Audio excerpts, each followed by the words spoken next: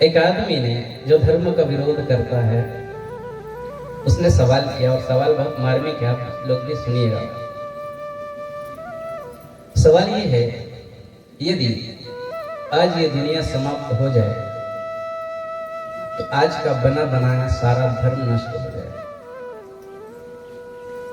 न हिंदू धर्म रहेगा, न इस्लाम धर्म रहेगा, न सिख धर्म रहेगा, न जैन रहेगा, न कोई पंथ रहेंगे, न कोई मजहब रहेंगे। आप लोग उनके इस मत से सहमत है कि नहीं है? तो फिर हम फालतू बैठ के ही बकवास कर रहे हैं।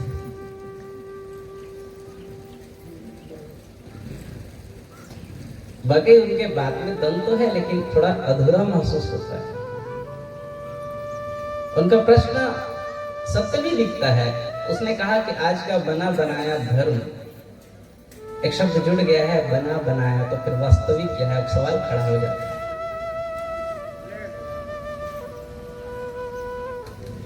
किसी विचारक ने बहुत सुंदर कहा है कि सत्य होता है तो एक होता है सार्वभौमिक होता है, वो सत्य सबके लिए स्वीकार्य होता है। आपका सत्य मेरा सत्य अलग अलग नहीं हो सकता, असत्य व्यक्तिगत होता है।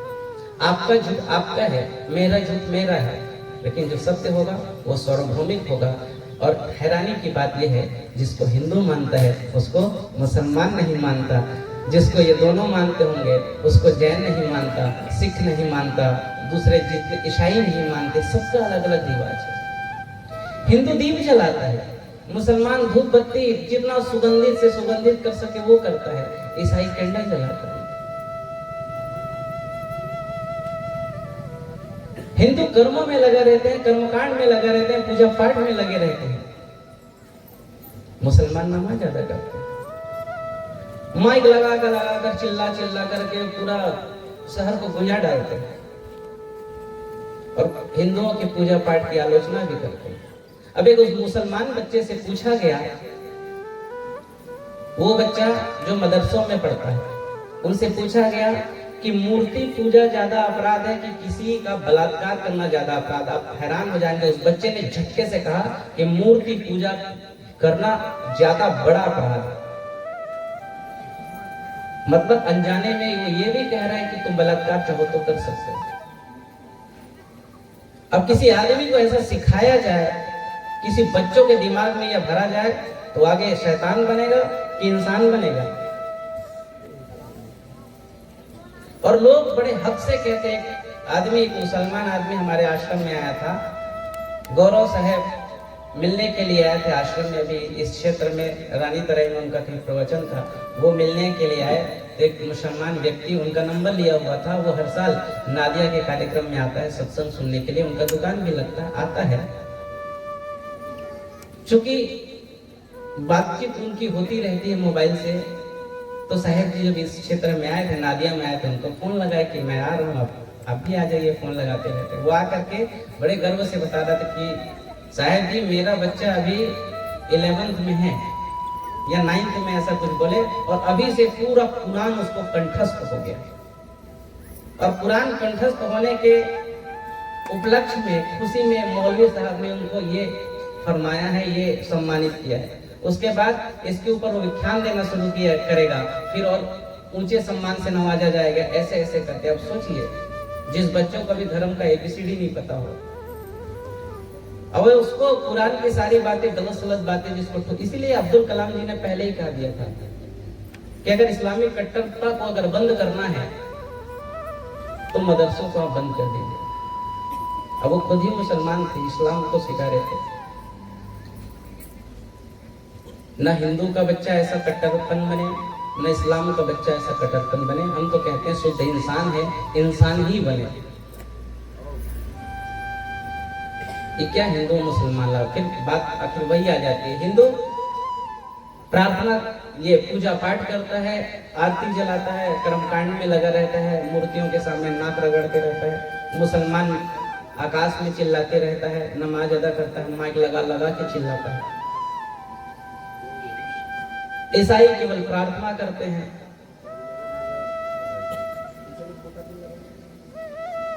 हिंदू पूर्व दिशा को मानता है और मुसलमान पश्चिम दिशा को मानता है। हिंदू सूर्य को भगवान कहता है और मुसलमान चांद को कहता है। अभी एक विवाद हो गया था, एक कोई व्यक्ति, इस्लाम व्यक्ति, वो कोई ऐसा सोशल मीडिया पे पोस्ट डाला था कि एक ना एक दिन भारत के इस तिरंगा में चंद्रमा आकर ही रहेगा। अब चंद्रमा आकर रहेगा इसका मतलब सीधा सा ही अर्थ है कि उस पूरे भारत को इस्लामिक राष्ट्र बनाना चाह रहा है। ये तो विवाद है।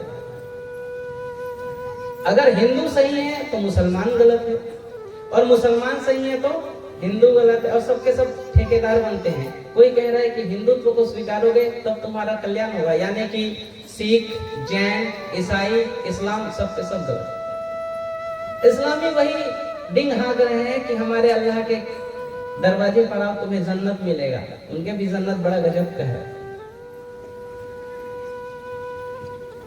अगर कोई इस्लामी आदमी मुक्त हो रहा है, जन्नत में जा रहा है, तो फिर बाकी हिंदू, सिख, ईसाई, जैन सबके सब गलत। हिंदुओं में स्वर्ग की व्यवस्था अलग है, यहाँ के सुख सुविधाएं अलग है। इस्लाम के जन्नत का नजारा अलग है। और ऐसी बात नहीं है कि सारे के सारे इस्लामी लोग वैसे होते हैं। एक कवि है, उसने लिखा है कि यूं तो हमें मालूम है जन्नत की हकीकत, पर दिल बहलाने को गालिब ये ख्याल अच्छा है। गालिब नाम के कवि हुए हैं, वो भी इस्लाम की असलियत जानते हैं और इस्लामी थे। यूं तो हमें मालूम है जन्नत की हकीकत, पर दिल बहलाने को गालिब ये ख्याल अच्छा है। हिंदुओं के स्वर्ग में पूरे ठंडी ठंडी हवा चलती है। ठंडी ठंडी नहीं, थोड़ा अनुकूल वाला। यहाँ ठंडी गर्मी दोनों परेशानी होती है। और वहाँ इस्लाम चूंकि अरब देश है, गर्म प्रदेश है, तो वहाँ हमेशा 12 महीना गर्मी रहती है, तो वहाँ पे बिल्कुल ठंडी रहती है, बर्फ चलने वाला। यहाँ पर पानी से लोग परेशान हैं, वहाँ पे कहते हैं पानी नहीं है, रेगिस्तान है, तो वो लोग अपने स्वर्ग में, अपने जन्नत में पानी का ख्याल करते हैं। पूरी दुनिया भोग में पड़ी है। अब जितना जो ज्यादा तामसिक भोजन करता है उतना ही भोगी होता है। और देखिए इस्लाम धर्म में कहा जाता है जब व्यक्ति मर जाता है तो उस व्यक्ति को वहां जाकर 72 हुर, वहां सुंदर सुंदर, हिंदुओं में अप्सराएं मिलती है, वहां जन्नत में, इस्लाम में हुर मिलती है, हुर सुंदर सुंदर स्त्रियां। एक के साथ वो लोग संतुष्ट नहीं हो सकते, उनको 72 के 72 चाहिए। अब उनको पूछा गया कि ठीक है, पुरुषों को तो मिल जाता है 72, स्त्रियों को क्या मिलता है? तो कोई जवाब नहीं है। उनका सीधा सा नजरिया स्त्रियों के प्रति वही बन जाता है कि वो केवल भोगने की वस्तु है। सवाल ये है, अगर हिंदू सही है तो मुसलमान गलत साबित हो रहे हैं, मुसलमान सही है तो हिंदू गलत साबित हो रहे हैं, तो असली धर्म है क्या? कुछ होना चाहिए जिसके पीछे हम लोग इतनी साधना। और इंसान की हालत देखिए, वो धर्म की पूछ पकड़ के रहता, वो छोड़ना नहीं चाहता। आप भी नहीं छोड़ना चाहते, आपको भी डर लगता है। और डर क्या लगता है? हकीकत बात भी है। जैसे ही जो धर्म के रास्ते पर नहीं चल रहे हैं उनको देखिए, जरा उनका जीवन आकलन तो करिए। गंदे नाली में पड़े हैं, रोज कलह उसके परिवार में है, आप भी छोड़ना नहीं चाहते, तो कारण है क्या? जैसे उन्होंने कहा कि आज यदि संस्कृति, मानव समाज, अगर कुछ दुर्घटना घट जाती है, भूकंप आ जाए पूरी दुनिया में, या कोई पिंड आके टकरा जाए इस धरती से, और पूरी की पूरी प्राणी समाज, केवल इंसान ही नहीं, सारे प्राणी अगर नष्ट हो जाए, तो ये जो आज धर्म चल रहा है वो रहेगा कि मिट जाएगा? स्वाभाविक सी बात है, मिट ही जाएगा। तो असली धर्म है क्या? तब मेरे दिमाग में फट से ये बात आई। अच्छा एक बात बताओ, अगर कल को जाके मानव समाज फिर खड़ा होता है तो दया रहेगी कि नहीं रहेगी? प्रेम रहेगा कि नहीं रहेगा? करुणा रहेगी कि नहीं रहेगी? भैया रहेगी, ध्यान नहीं है क्या? ये तो रहेगा। अगर कोई इंसान खड़ा हो जाता है तो ये दया रहेगा कि नहीं रहेगा? प्रेम उसके भीतर प्रकट होगा कि नहीं होगा? तो फिर असली धर्म क्या चीज हुआ? और कबीर साहब वही तो कह रहे हैं कि जीव दया और आत्म पूजा, इनसे भक्ति धर्म नहीं। गोस्वामी जी कहते हैं परहित सरिस धर्म नहीं भाई और पर पीड़ासम नहीं अधर्म।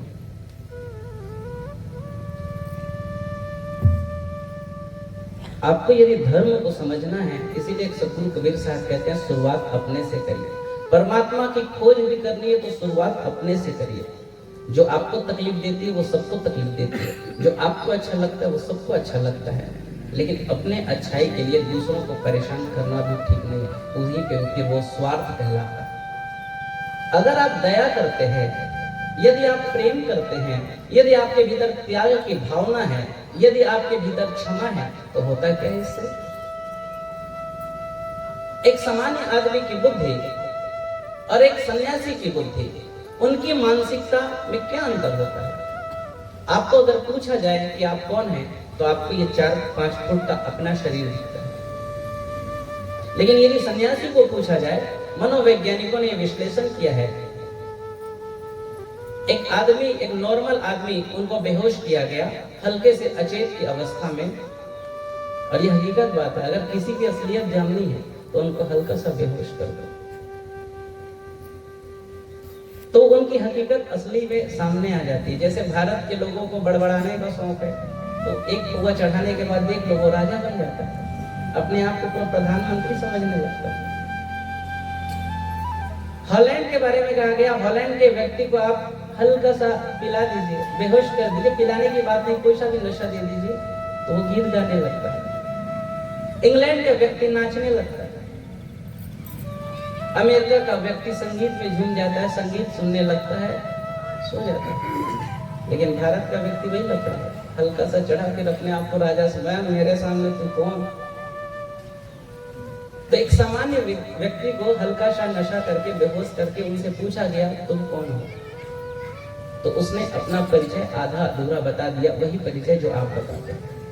लेकिन एक सन्यासी, एक घोड़ी जो ध्यान कर रहा था, उस ध्यान के क्षण में उनके पास गया और उनको हल्का सा बेहोश किया गया और उनसे पूछा गया तुम कौन हो, तो उनका जवाब हैरान करने वाला था। वो कहता है मैं अनंत हूं,